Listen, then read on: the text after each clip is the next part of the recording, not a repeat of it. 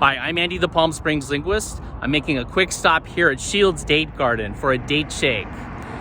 But I'm on my way to Bombay Beach in the Salton Sea, where I'm going to count down 7 contronyms, words that, believe it or not, are their own opposites.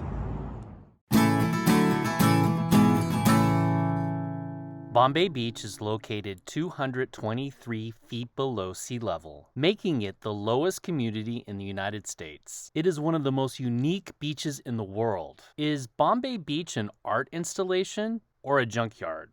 While they seem like opposites, I'd say Bombay Beach could be described as both. But can something really be its own opposite? Surprisingly, English has several words that are indeed their own opposites. They're called contronyms. And today I'm going to count down 7 of them while exploring Bombay Beach. A contronym is a word that is its own antonym. Contronyms can also be called auto-antonyms or Janus words. Janus was a Roman god, usually depicted as having 2 faces. So it's fitting that a word that has 2 opposite meanings was named after a being with 2 faces. For a word to be its own opposite sounds really confusing. Logically, it would be. But speakers can usually rely on context to determine which of the 2 meanings was intended. This is not as challenging as it sounds. For example, in Hindi, the word for yesterday and tomorrow is the exact same word. English has no such word, but I imagine it in English as yestermorrow. But take a look at how easy it can sometimes be to figure out which meaning was intended. I took photos at Bombay Beach.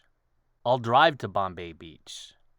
Could you figure out whether yesterday or tomorrow was the intended meaning? Context can make it simple. Hindi speakers have no problem distinguishing which of the 2 opposite meanings is intended between yesterday and tomorrow. And I'm sure neither did you. Okay, on to the countdown. Contronym number 7, trim. Trim can mean to add or to cut off. When he trimmed the Christmas tree, did he add decorations or did he cut off some branches? Contronym number 6, rent. Rent has the dual meanings of paying someone to use something that belongs to them or allowing someone to use something of yours in return for payment. The couple rented a trailer in Bombay Beach. The landlord rents his trailer to a couple in Bombay Beach. Contronym number 5, seed. The verb seed can mean to add or exactly the opposite, to remove seeds. When you seed a lawn, you add seeds. But when you seed a bell pepper, you take away seeds.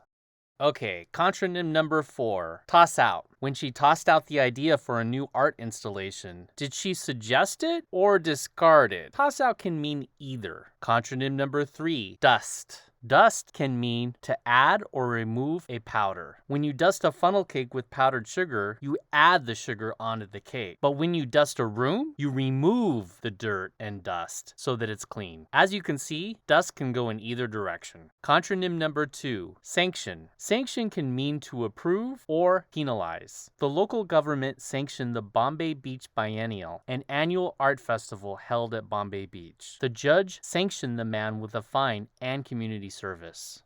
And now we've made it to contronym number 1, out. Out can mean that something is visible or invisible. When the light is out, it's invisible. But when the sun is out, it's visible. And just like that, I'm out of contronyms for today. So it's time to wish you aloha, which just happens to be another contronym because aloha can mean hello or goodbye. So now I want to hear from you. Which word never occurred to you that it has 2 opposite meanings? Or what is another word that is its own opposite? Write your thoughts in the comments section below. Discover language you were never taught in school while exploring the California desert and beyond. If you enjoyed this episode, please click like and subscribe right now to not miss any future episodes of the Palm Springs Linguist.